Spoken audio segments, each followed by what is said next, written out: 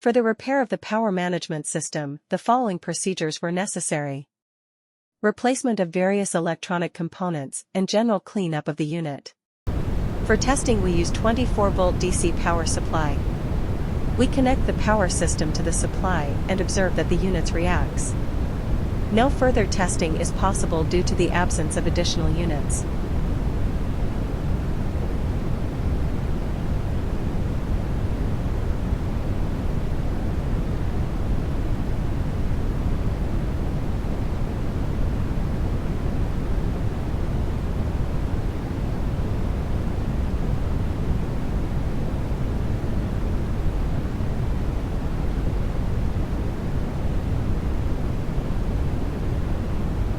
It is now clear that the power management system is working successfully and is ready to be delivered to the client.